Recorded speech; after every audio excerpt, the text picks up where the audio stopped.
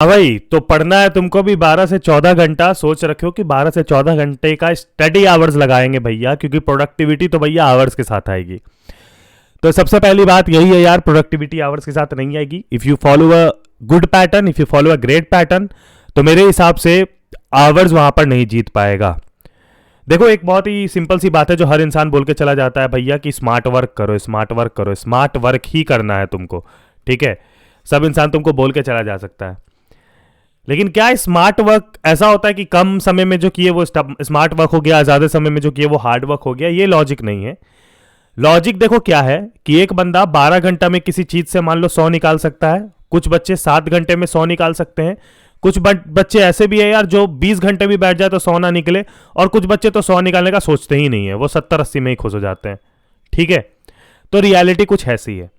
But smart work का एक formula है यार, विच इज सिंपल, कि यार स्मार्ट वर्क का कोई लेना देना इस चीज से नहीं होता है बेसिकली कि how much time you study, but हाँ हार्ड वर्क ही का जो दूसरा नाम होता है वो स्मार्ट वर्क होता है। लेकिन हार्ड वर्क को स्मार्टली करने को स्मार्ट वर्क कहते हैं। अब कैसे मैं समझाता हूं, थोड़ा कंफ्यूजिव लग रहा होगा भैया, कैलकुलस तो इतनी आसानी से समझ आ गया, आपका बात नहीं समझ में आ रहा है तो ध्यान से सुनना।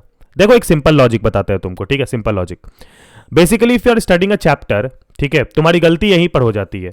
तुम चैप्टर देखने जाते हो, ठीक है, तुम पूरा लेक्चर उठा के देखते हो, लेक्चर उठा के मान लो तुमने देखा, तुम लेक्चर उठा के देखे, तुम सीधा क्वेश्चन पे उतरे, क्वेश्चन तुमसे सॉल्व नहीं हुआ, तुम वहां पर हार मान लिए, तुमको लगा कि अब क्वेश्चन तो बन नहीं रहा है, तुम दोबारा जाके लेक्चर देखोगे किसी और टीचर का, तुमको लगा कि यहां से देख लेते हैं काम हो जाएगा, फिर तुम दोबारा अपना वही टाइम वेस्ट किए, ठीक है, जो तुम एक्चुअली यहां दे चुके थे, स्टिल तुम वो लेक्चर देखते हो, फिर भी तुमसे क्वेश्चन नहीं बनता है, क्वेश्चन सॉल्विंग तुमसे नहीं हो पाता है, तुम सोचते हो क्या हो गया, क्या दिक्कत है, तुम क्वेश्चन का सॉल्यूशन देखते हो, कुछ क्वेश्चन समझ में आ जाते हैं कि ऐसे बनेगा, और कुछ क्वेश्चन में तुमको लगता है यार कि इसका सॉल्यूशन देख के भी तुमको समझ नहीं आता है, और यही एक चक्रव्यूह, ठीक है। तुम्हारा दिक्कत यही है कि तुम अपना जो मेजॉरिटी टाइम है वो वेस्ट कर देते हो इन फाइंडिंग लेक्चर्स, या फिर एक डिस्ट्रैक्शन कि हाँ भैया नीचे एक और रिकमेंडेशन आ गया तो वो देख लिए। यही तुम्हारी दिक्कत है।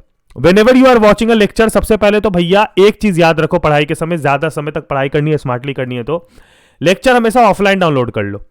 मैं इस चीज की तुमको पूरी दे रहा हूं कि अगर तुमको एक 3 से 4 आवर का लेक्चर देखना है तो तुम भाई कम से कम 10 मिनट लेके तुम 4-5 तरह के लोगों को देख लो, जिसका तुमको लेक्चर पसंद है उसको सिलेक्ट कर लेना, ठीक है।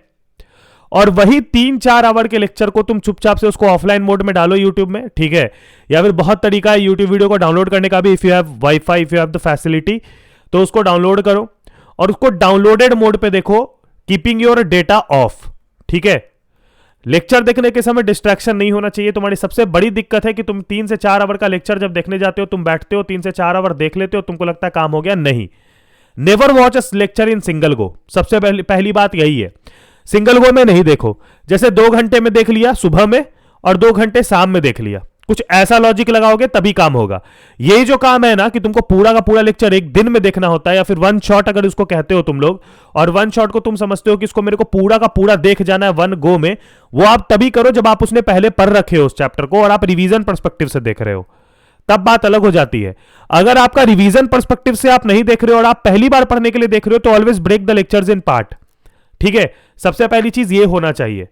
नाउ आते हैं आवर्स पर्सपेक्टिव पे यार, तो मेरे हिसाब से राइट नाउ तुम स्कूल कोचिंग को त्यागना चाहो त्याग सकते हो, that's all up to you. But अगर तुम्हारे पास बहुत स्पेयर टाइम है तो मैं बताता हूं, तुम 3 स्टडी स्लॉट अभी से ही लगाना शुरू कर दो लास्ट टाइम में, ये सबसे इंपॉर्टेंट है। सुबह में यार, अब देखो मैं मानता हूं कि लेट नाइट स्टडी आसान होती है, रात भर शांति होती है, मजा आता है पढ़ने में, लेकिन honestly productivity of the study उसको मॉर्निंग में ज्यादा निकाला जा सकता है।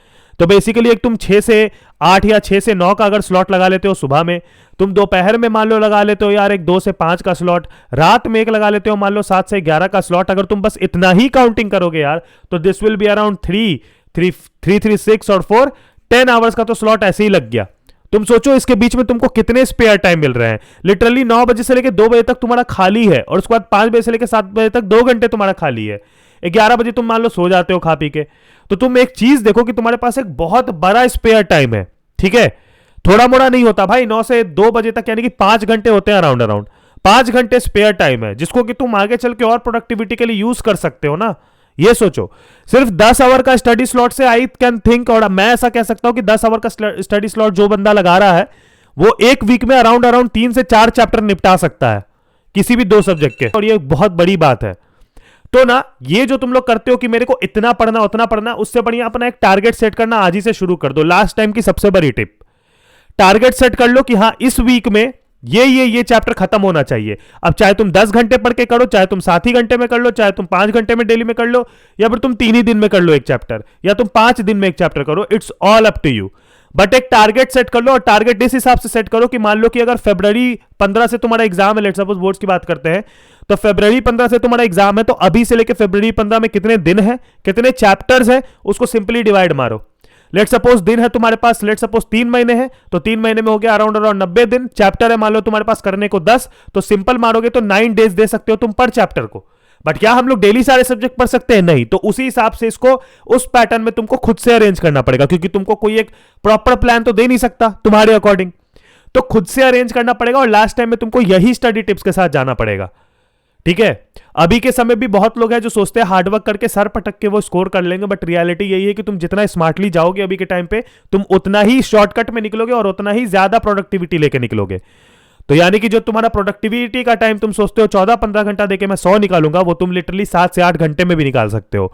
एंड दिस इज, जब ये तभी होता है जब तुम्हारी एक प्लान स्टडी होती है, ठीक है।